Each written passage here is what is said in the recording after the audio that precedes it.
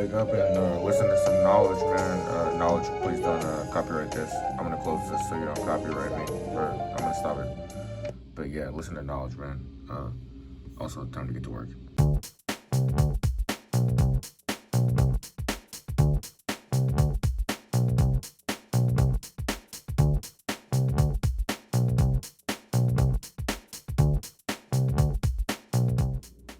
Meta shot of me attempting to break the new habit that I've gotten of incessantly checking YouTube Studio to see how my videos are doing, as if people are watching them.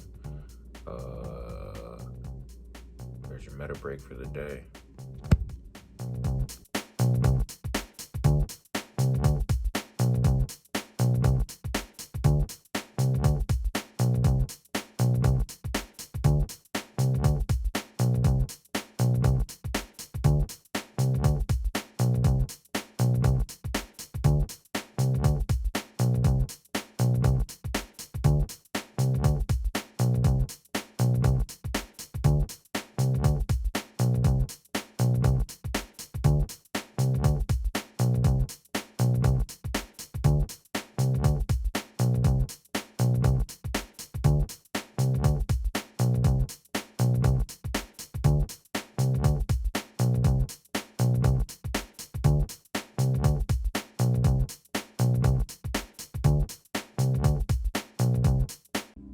Wow, what a perspective angle.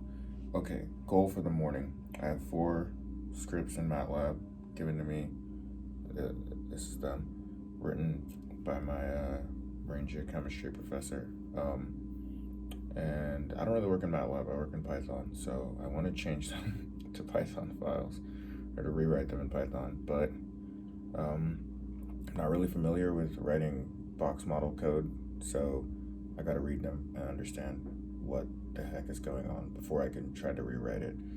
But yeah, a lot of oceanography is box modeling, and I guess I'm maybe more of a biological oceanographer. I don't really know yet if or what I am, but I want to learn how to do this, and I think oceanography is cool. So I should probably learn how to the basics so I can build my own models in the very near future. So that's my goal until I have class, that exact class this afternoon. It's 2:30. I just woke up from a nap. This isn't going well.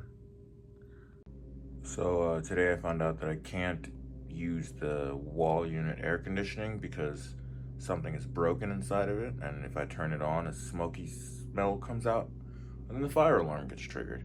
In other news, I had a nap, groggy, breakdown sort of thing going on for a little while there, but I'm back. I'm back in business.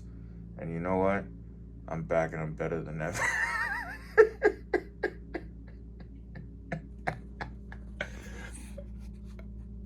Do I look like I'm better than ever? I don't know.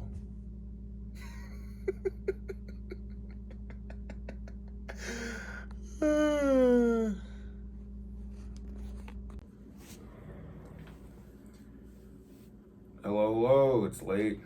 It's after midnight and I haven't gotten started editing this, so I really need to get to it. So let's hold myself accountable. What did I achieve today? Not nearly as much as I wanted to. If I'm honest, I was like super unmotivated for like the first half of the day. Being stuck in here is really not good for me. Yeah, my worst symptom of COVID so far is isolation, and not being able to do physical activity. But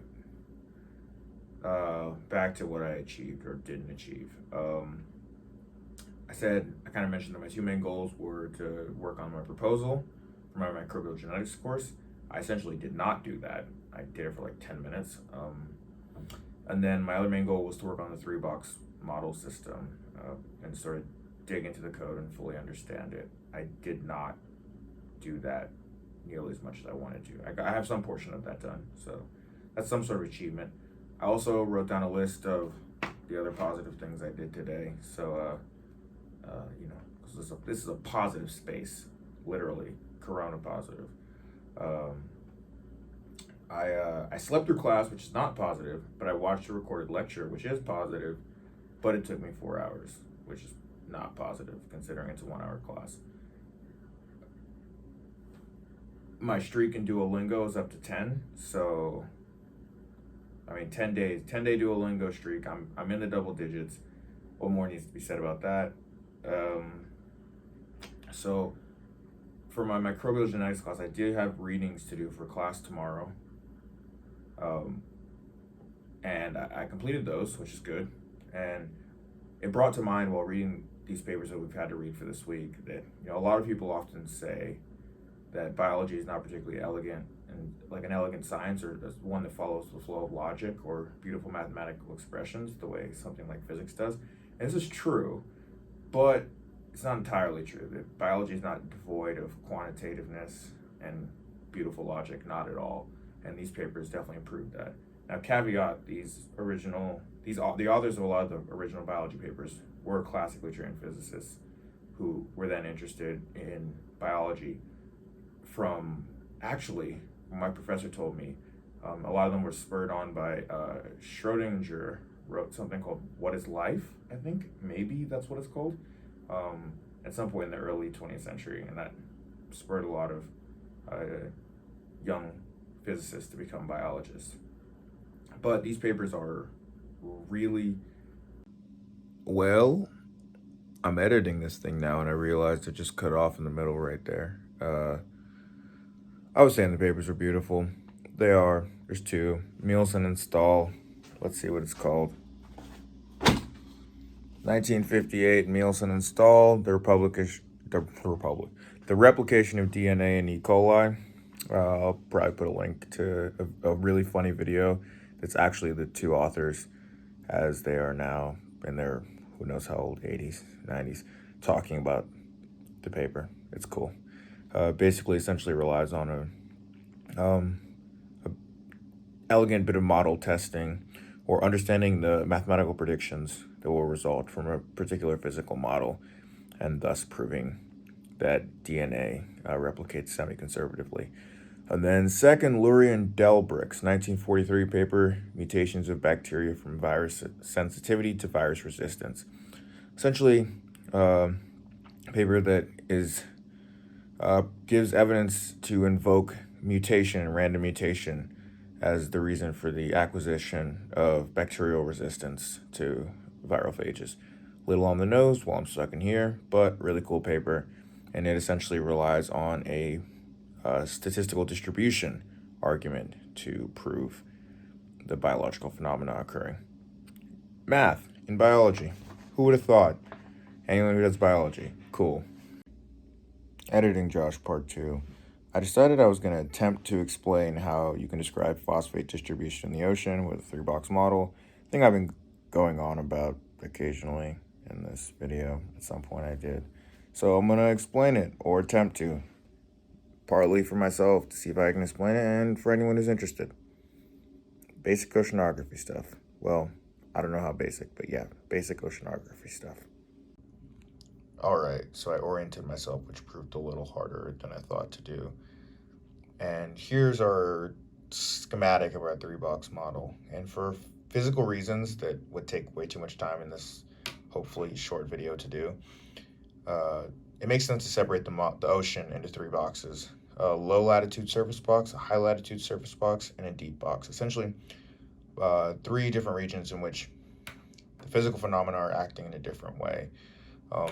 And there's sort of this model and the solution to this model proposed by Sarmiento, I believe, essentially focuses on trying to use this 3-box model to explain the distribution of phosphate, so like PO4 3- in the ocean, as a using essentially just this 3-box model.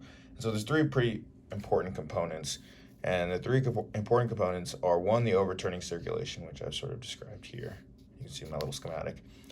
which describes how overall water moves throughout the entire global ocean system.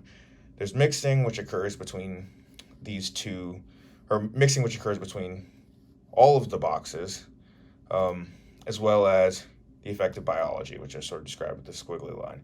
And so these fluxes between these systems of water, and in which case as well phosphate, or a phosphate, better to say that than water, can be described using differential equations. And so you sort of see beginnings of that here, where we have a term that describes the advection, or the overturning of the ocean, T. We've got a diffusion term, many diffusion terms, but diffusion terms to describe the diffusion between the boxes.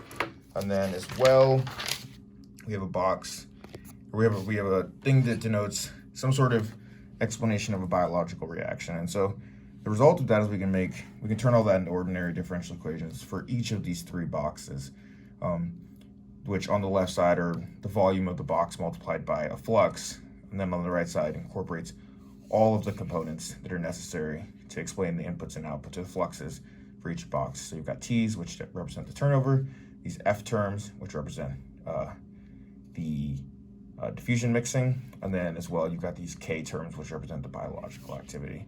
And so that is the sort of thing that I'm attempting to put into code, or learn how to put into code in all aspects, not just this one scenario, because I've seen this one scenario a few times now.